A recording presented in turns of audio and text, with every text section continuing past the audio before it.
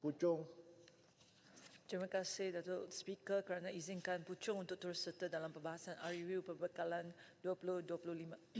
Hari ini Puchong ada beberapa cadangan dasar untuk pertimbangan kerajaan. Pertama sekali, Puchong ingin menggesa kerajaan untuk mempercepatkan pembentangan Lemon Law.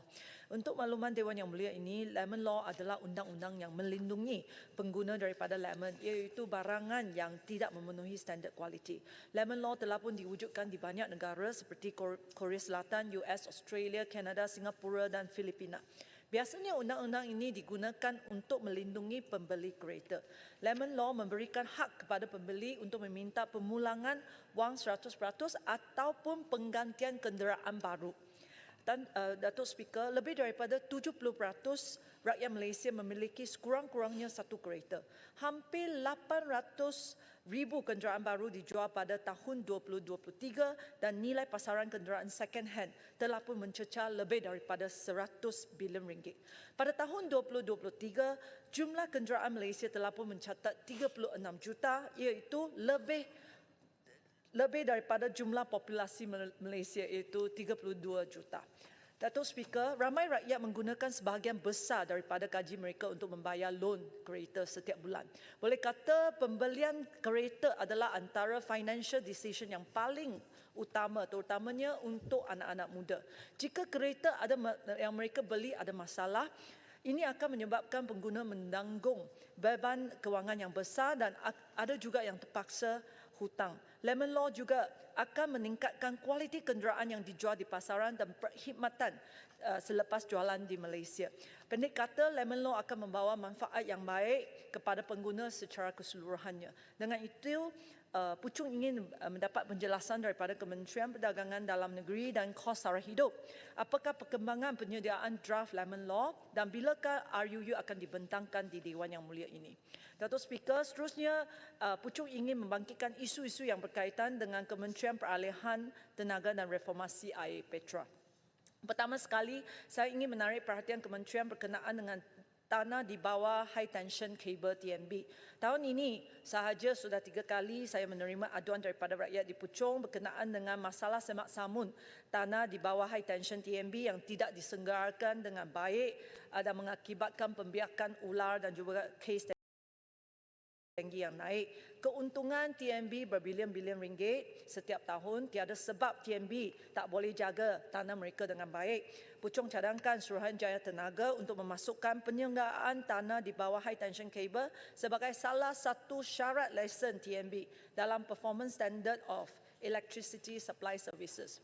Isu seterusnya yang berkenaan dengan dengan TNB tapi kali ini juga melibatkan dasar Petra di bawah NETR, National Energy Transition Roadmap.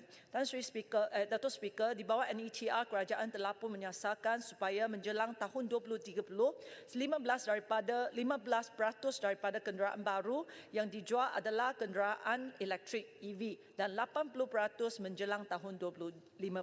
Beberapa menteri telah pun umum berkali-kali sasaran untuk mewujudkan 10,000 stesen pengecasan menjelang tahun 2025.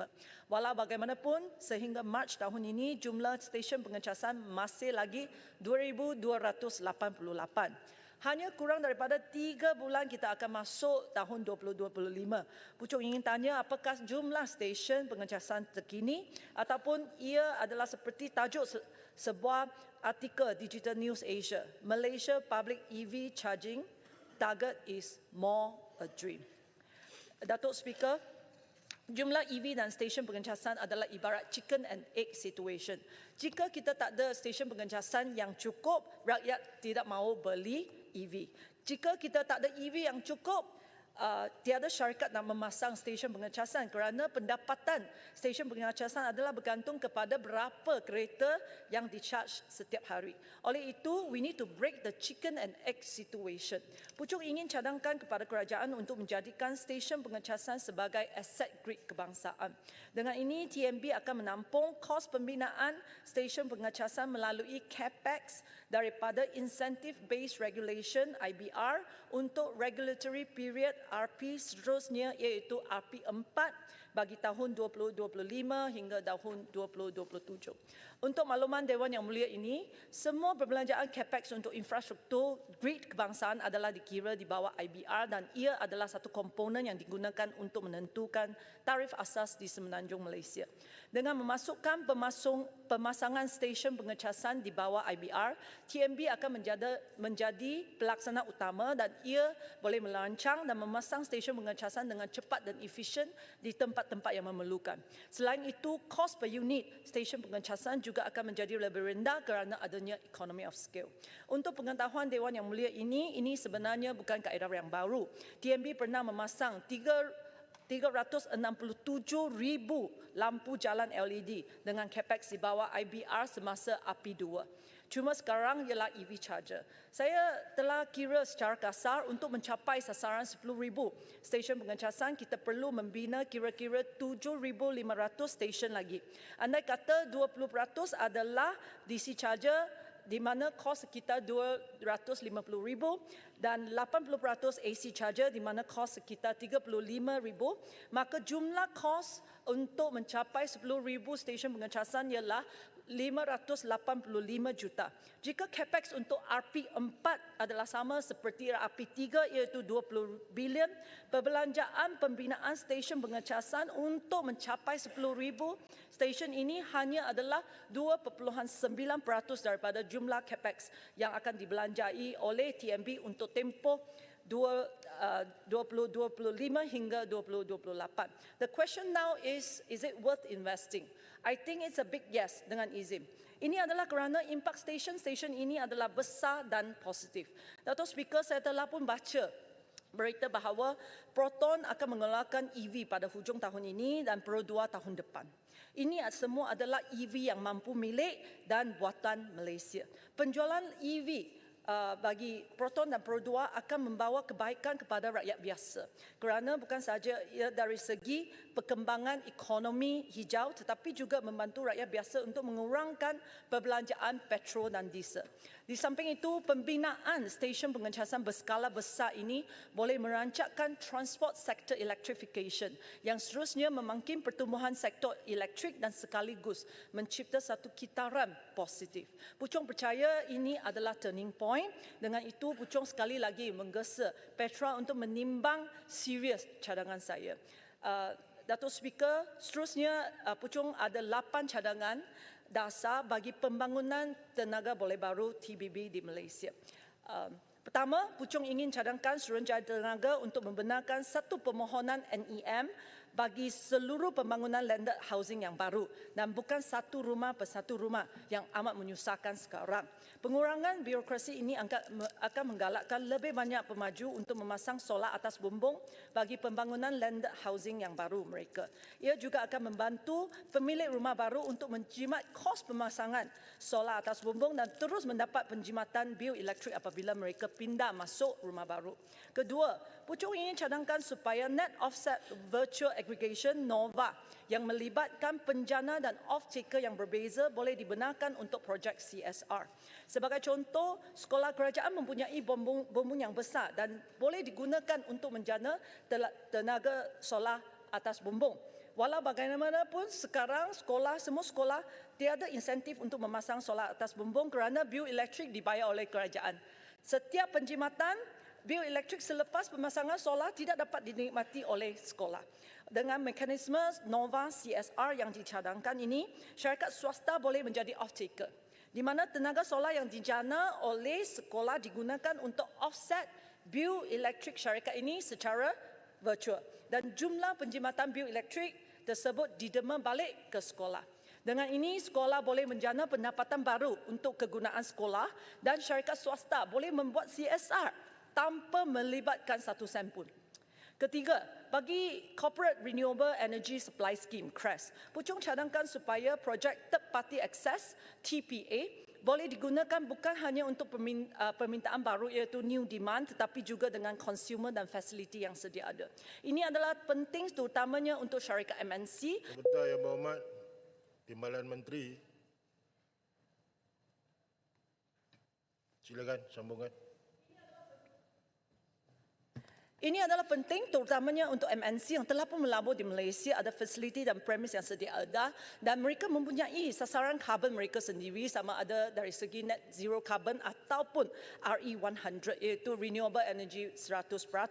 Dengan membenarkan syarikat membeli TBB melalui CRES bagi premis yang sedia ada, Puchong sangat-sangat percaya dan yakin bahawa pertumbuhan industri TBB akan lebih tinggi lagi kerana permintaan sekarang sudah sangat tinggi. Tambahan lagi, jika MNC dan juga syarikat-syarikat yang berada dalam global supply chain mereka boleh memenuhi sasaran karbon mereka di Malaysia dengan kos yang menarik, mereka akan lebih cenderung untuk memperbesarkan lagi fasiliti mereka untuk menjadi global center dan ini sekali lagi akan membawa pelaburan yang baru kepada Malaysia. Seterusnya, cadangan keempat Puchong untuk dasar TBB ialah supaya kerajaan mewujudkan insentif yang lebih menarik bagi memberangsangkan industri penstoran elektrik sama ada dalam skala utility ataupun individu. Sebagai contoh, kerajaan boleh menawarkan sistem access cost SAC yang lebih rendah daripada kadar sekarang iaitu 25 sen per kilowatt jam bagi penjana TBB yang menghasilkan firm power untuk menggalakkan lebih banyak pemaju TBB skala utility yang menyertai CRES untuk membangunkan sistem penstoran elektrik.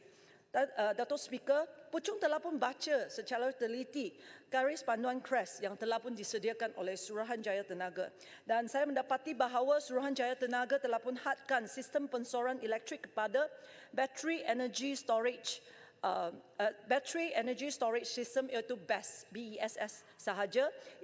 Oleh itu, cadangan kelima saya ialah supaya kementerian boleh membuka semua jenis sistem penstoran elektrik dan tak hadkan kepada BESS sahaja untuk menggalakkan lebih banyak inovasi lagi dalam bidang penstoran elektrik. Cadangan keenam Puchong ialah berkenaan supaya kerajaan perlu menawarkan insentif cukai yang lebih menarik dalam sistem penstoran elektrik. Saya baca laman web MGTCC sekarang, sistem BESS layak mendapat Green Investment Tax Allowance kita sebanyak 100%. Puchong cadangkan double tax deduction iaitu kita 200% untuk semua jenis sistem penstoran elektrik yang layak. Datuk Speaker, cadangan ke-7 dan ke-8 saya ialah berkaitan dengan pengeksportan TBB. Saya membaca bahawa projek perintis pengeksportan TBB ke Singapura melalui mekanisme Energy Exchange, ENERGEM, tidak mendapat respon yang diharapkan di kalangan pemain industri TBB. Saya sudah cadangkan di sidang yang lalu dan sekali lagi saya nak cadangkan untuk kerajaan menggunakan mekanisme TPA iaitu third party access untuk pengeksportan dan pengimportan TBB ke dan dari semua negara supaya ia adalah lebih straightforward dan membolehkan perjanjian B2B yang berbeza. Cadangan ke-8 saya ialah supaya kerajaan boleh lebih proaktif dalam membina undersea cable untuk pengeksportan TBB ke Singapura. Pada 25 Oktober 2021, kerajaan Singapura telah pun mengumumkan hasrat untuk mengimport sehingga 4 gigawatt TBB menjelang 2035. Potensi pasaran ekspor ini jika dimanfaatkan sepenuhnya mampu menjana sehingga 6 bilion pelaburan swasta dan juga 50,000 peluang pekerjaan. Tentunya Malaysia tidak akan menikmati keseluruhan angka ini tetapi kerana kita dekat kita boleh share a big share of the pie dengan izin. Seterusnya, oleh itu, saya ingin cadangkan supaya kerajaan lebih proaktif kita membina undersea cable untuk kegunaan pengeksportan pada masa depan. Seterusnya, Puchong ingin mengalih kepada perubahan iklim. Saya tak akan habiskan tapi saya cuba untuk habiskan apa yang saya boleh habiskan, Datuk Speaker. Apabila kita membincangkan pengurangan karbon, kita sentiasa fokus kepada karbon dioksida. Kerana apa? Dalam pengukuran kesan pemanasan global kita menggunakan unit carbon dioxide equivalent. Tetapi sebenarnya gas metana adalah gas rumah hijau yang di 25 kali ganda lebih kuat daripada gas karbon dioksida. Dengan kata lain, setiap unit pelepasan metana ialah 25 carbon dioxide equivalent. Jika kita baca Malaysia 4th Biennial Update Report BUR4 UNFCCC dan kira daripada sektor tenaga dan sisa sahaja, pelepasan metana menyumbang 47.32 juta tan carbon dioxide equivalent iaitu kira-kira 14% daripada jumlah pelepasan karbon negara.